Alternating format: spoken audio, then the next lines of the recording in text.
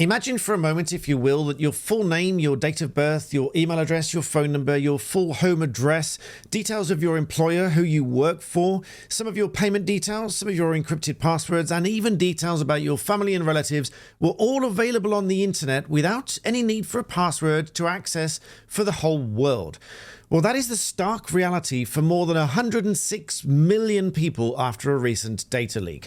And the reason for it is going to blow your mind. Well, this is precisely the situation following a massive data leak at a company called MC2 Data, who you've probably never heard of.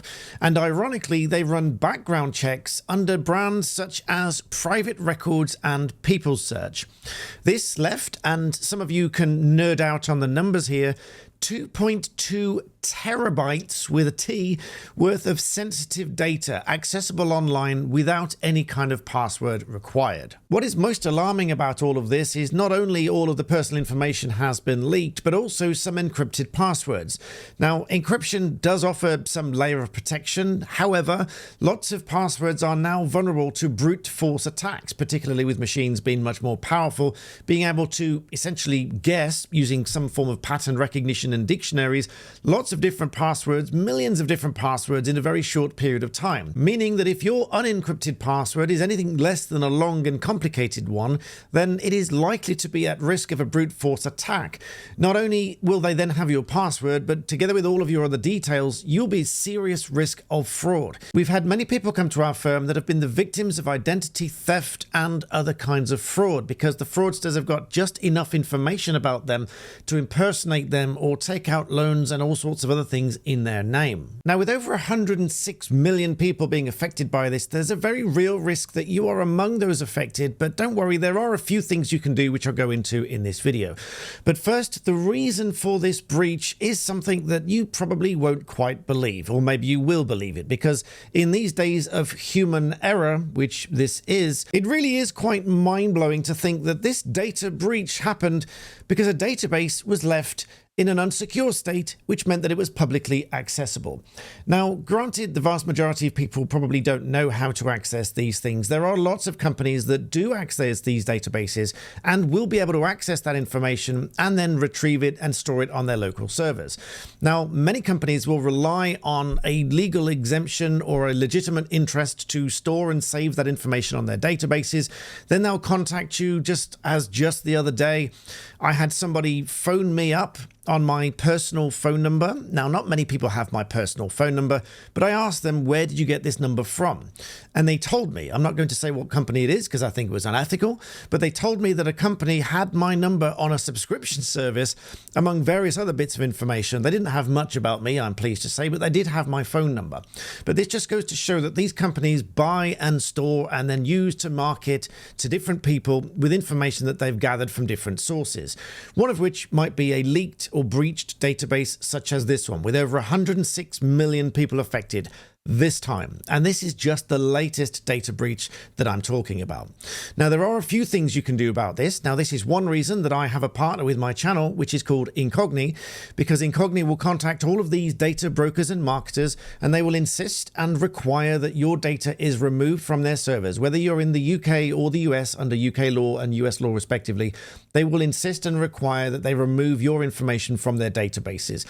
What this will do is prevent it not just from being spammed and marketed to for the next months and however long, but it will also help to prevent it from leaking any further into what we call the dark web and in the wrong hands. Because, as I said, we've had people come to our firm that have been impersonated and defrauded because these people have got hold of their personal data. But the sooner you can stop that spread of information, the better. Incogni is a done-for-you service. You create an account, you sign in, you instruct them to contact all of these companies, and they are required to remove your data from their servers.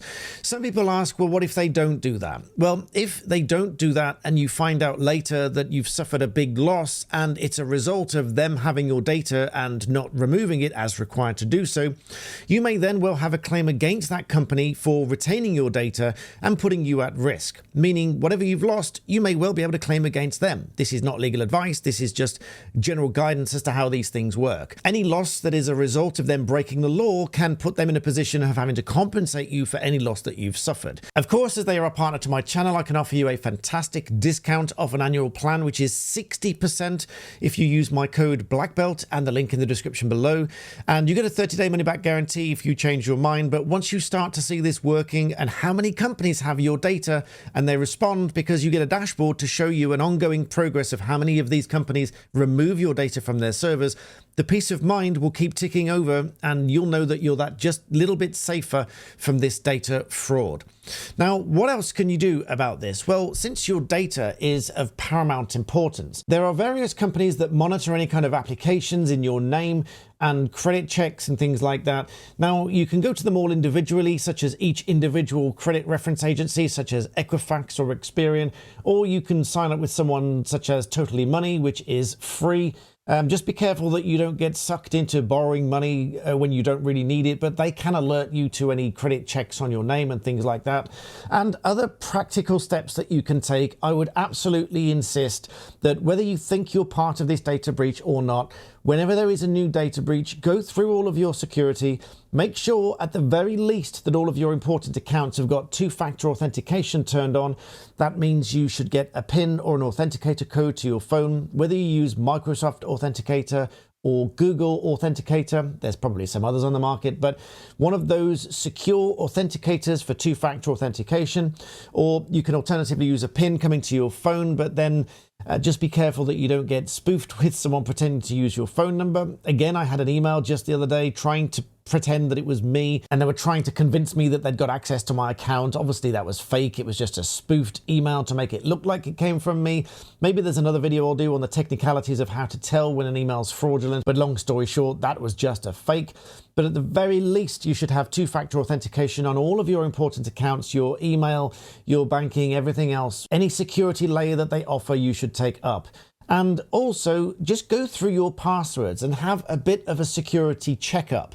Make sure that all of your passwords are not combinations of words and numbers and letters and an exclamation mark. That is not sufficient these days. In fact, another one of my partners is called NordVPN, which has an app called NordPass, which allows you to use very strong passwords so that they are not going to be possible, even when encrypted, to be vulnerable to brute force attacks, because they'll be very long passwords. And I would very strongly recommend that you go and use something like that, so that you just go through all your passwords to make sure that they're all strong, and just change them frequently, so that if your data is caught up in one of these leaks, they can't just bypass all of this security by pretending that they are you with your name, your date of birth, your email address, your phone number, your home address, your employer, even your neighbors and your relatives' details, all of these kinds of details.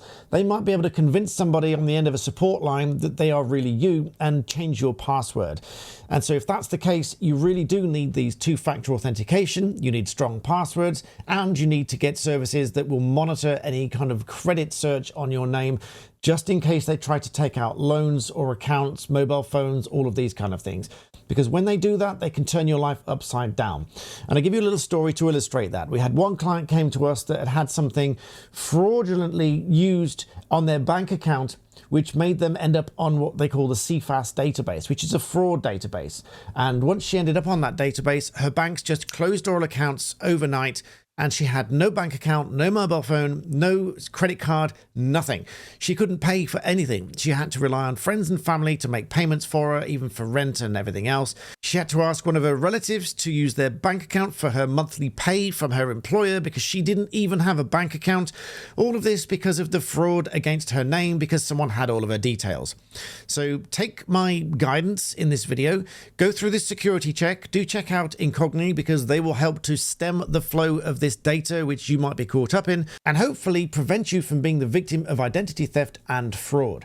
So I don't mean this to be a scaremonger video, but this is very real. It's a very real threat. There are over 100 million people caught up in this data breach, and you might well be one of them. So I hope that's useful. Please take it seriously. Thank you for watching, and I'll see you next time.